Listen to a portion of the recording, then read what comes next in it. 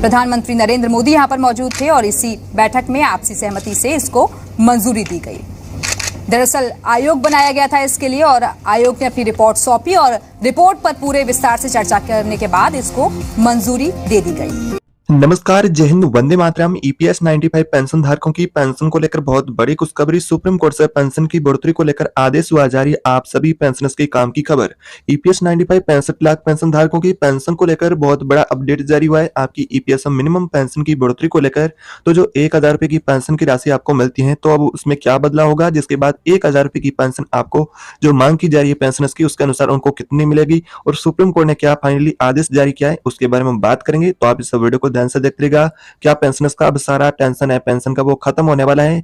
जो supreme court का बहुत बड़ा महत्वपूर्ण आपके लिए अपडेट मिला है उसको जानेंगे। तो वीडियो में आगे बढ़ने से पहले आपसे एक छोटी सी रिक्वेस्ट है कि अभी तक आप इसी चैनल पर पहली बार आए हैं और चैनल को अभी तक आपने सब्सक्राइब नहीं किया है, तो चैनल को सब्सक्राइब कर दीजिएगा। बेल आइकन को भी ऑल पर प्रेस कर देना है ताकि आपको नई वीडियो ऐसी और भी देखने को मिलती रहे। जैसा कि अगर बात करें आप सभी की पेंशन को लेकर इस तरह की महत्वपूर्ण जानकारी मिली है सुप्रीम कोर्ट और ईपीएफओ से, तो क्या सुप्रीम कोर्ट ने आदेश जारी किया है और ईपीएफओ ने क्या आदेश जारी किया, दोनों अपडेटों को विस्तार से जानेंगे कि आखिर कौन सी अपडेट आपके लिए किस हद तक सही होने वाली है और उसका आपको लाभ मिलेगा।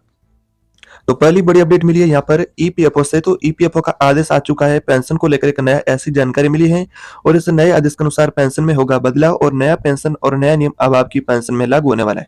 तो नया नियम होगा जिसके अनुसार कौन कौन से पेंशन धारक है उनको बढ़ी हुई पेंशन का फायदा मिलेगा और क्या सच में अब आपकी पेंशन बढ़ेगी। अगर बढ़ेगी तो जो नया पेंशन और नए नियम के अनुसार जो 1000 रुपए की मिनिमम पेंशन की राशि मिलती है उससे 1000 रुपए से बढ़ा करके क्या 9000 रुपए किया जाएगा, 7500 रुपए किया जाएगा या फिर 3000 रुपए किया जाएगा। अगर देखा जाए तो यहाँ पर ईपीएफओ के द्वारा यह भी अपडेट मिली है कि आपका सैलरी में जल्द बदलाव भी किया जा सकता है। जो केंद्र सरकार के द्वारा भी इस तरह की मीडिया रिपोर्ट के अनुसार जानकारी मिली कि आपका सैलरी लिमिट बढ़ेगा। साथ ही कर्मचारी भविष्य निधि संगठन ईपीएफओ भी सैलरी में बढ़ोतरी को लेकर इनकी तैयारी कर रहा है। तो आपकी पेंशन को लेकर ये बहुत बड़ा महत्वपूर्ण अपडेट होने वाला है। अगर आपका पेंशन में नया यानी कि नियम है जो बताया जा रहा है कि सेल लिमिट में आपकी यानी कि बदलाव होगा। जो आपकी पेंशन में अब 15,000 रुपए का सेल लिमिट मिल रहा है उसमें जो यानी कि पेंशनर्स को अब बदलाव देखने को मिलेगा। तो यहाँ पर इस तरह की बहुत बड़ी ईपीएफओ से अपडेट मिली है। साथ ही अपडेट आ रही है आपकी पेंशन को लेकर सुप्रीम कोर्ट से। तो सुप्रीम कोर्ट ने क्या पेंशन को लेकर फैसला किया है, तो सुप्रीम कोर्ट से ऐसी जानकारी मिली है कि आज आपकी जो पेंशन की बढ़ोतरी को लेकर सुप्रीम कोर्ट ने सभी पेंशनर्स से ईपीएस के उनको रात भर खबर जारी की उनके लिए कि उनकी पेंशन 1000 रुपए की जगह उन्हें अब 9000 रुपए की पेंशन मिलेगी। ये भयंकर ऐलान बताया जा रहा है।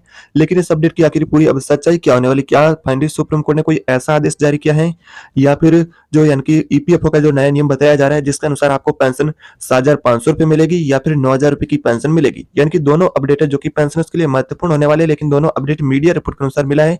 आधिकारिक सुप्रीम कोर्ट और ईपीएफओ से ऐसा फैसला जारी नहीं हुआ है। तो आपको बता दिया जाए कि यहाँ पर ईपीएफओ का भी फैसला बताया जाए कि नया पेंशन और नया नियम लागू होगा। साथ ही सुप्रीम कोर्ट से भी ऐसी मीडिया रिपोर्ट के अनुसार जानकारी मिली कि सभी पेंशनर्स को सुप्रीम कोर्ट ने भी शानदार तोहफा दिया है और जो 1000 रुपए की पेंशन मिलती थी मिनिमम 2014 के संशोधन के तहत अब 1000 रुपए की जगह सीधा ही आपको मिनिमम पेंशन 9000 रुपए की मिलेगी।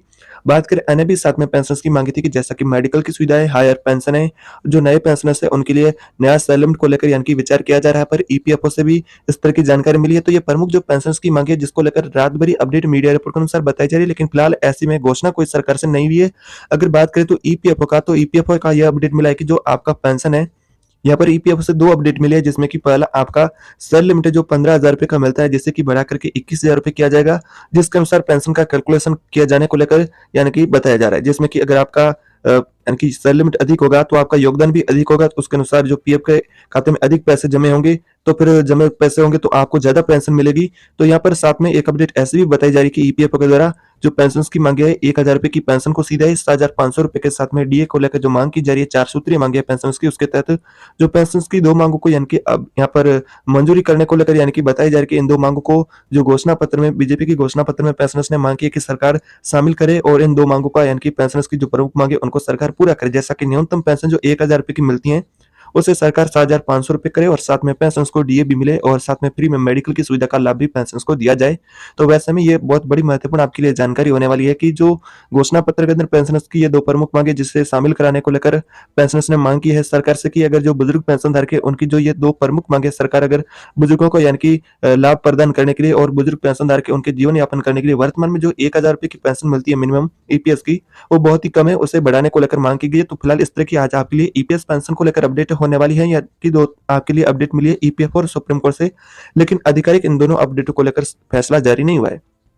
दोनों जानकारी मीडिया रिपोर्ट के अनुसार मिली है कि ईपीएफ का जो भी पेंशन को लेकर अपडेट बताया जा रहा है, जो कि सभी पेंशनर्स उनको जानना बहुत ही जरूरी था कि जो फिलहाल अब आपका पेंशन कब बढ़ेगा।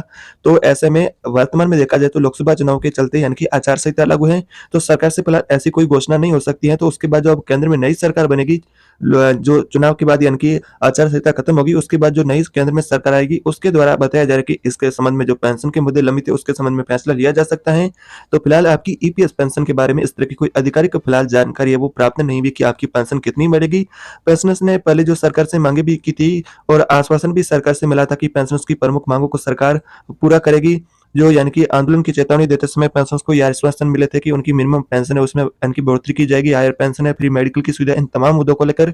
लेकिन अब क्या सरकार, अब जो केंद्र में नई सरकार बनेगी उसके द्वारा ही फैसला लिया जाएगा। तो फिलहाल घोषणा पत्र को लेकर उम्मीद की जा रही है कि घोषणा पत्र में पेंशनर्स की दो मांगे अगर मंजूर हो जाती हैं तो फिर यानी कि पेंशनर्स के लिए रात भर ही अपडेट होने वाली है। लेकिन फिलहाल घोषणा पत्र जल्दी यानी कि पेश किया जाएगा, तो उसके बाद पेंशनर्स को ये यानी कि तसल्ली हो जाएगी कि पेंशनर्स की अभी बढ़ेगी या फिर जो चुनाव खत्म होने के बाद अब यानी कि आचार संहिता खत्म होगी उसके बाद जो केंद्र में नई सरकार आएगी उसके द्वारा इनकी पूरा किया जाएगा पेंशनर्स की मांगों को।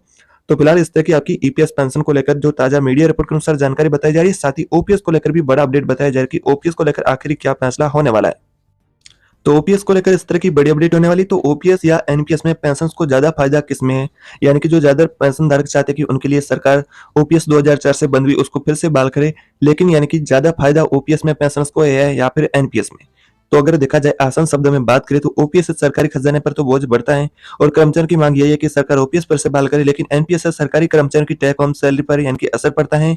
लेकिन पेंशन को अच्छा यानी कि फायदा ओपीएस में होता है, लेकिन जो एनपीएस में उन्हें यानी कि उनके जो मूल वेतन है जो होता है उनसे 10% का पैसा कट करना पड़ता है।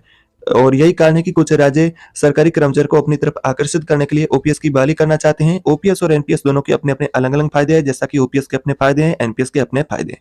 तो ओल्ड पेंशन स्कीम योजना का फायदा केवल सरकारी कर्मचारियों को ही मिलता है, लेकिन न्यू पेंशन स्कीम का फायदा सभी लोगों को मिल सकता है, चाहे वो प्राइवेट सेक्टर का कर्मचारी हो या फिर एनपीएस में रिटायरमेंट के बाद निवेश करने के बाद वो भी आर्थिक मदद ले सकता है। साथ ही एनपीएस में टैक्स छूट भी आपको मिलती है।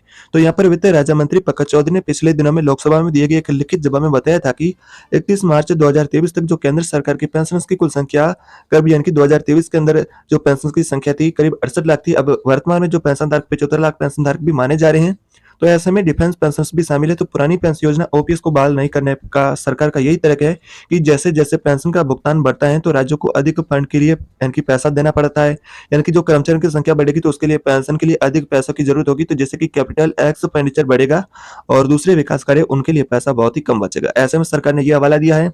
और केंद्र सरकार ने अगर बात करें तो पहले कई बार यानी कि यह साफ कर दिया कि ओपीएस की बहाली को लेकर केंद्र सरकार के पास कोई प्रस्ताव लंबित नहीं है। जो कमेटी बनाई थी एनपीएस रिव्यू के लिए, उस कमेटी के अब रिपोर्ट का इंतजार किया जा रहा है कि रिपोर्ट जो कमेटी में क्या आएगी, एनपीएस में कितना संशोधन होगा या फिर नहीं होगा या फिर ओपीएस बहाल होगी। जो कर्मचारी की प्रमुख मांगे की जा रही है, तो इन तमाम मांगों को लेकर फिलहाल ऐसी कोई घोषणा अभी तक जारी नहीं हुई।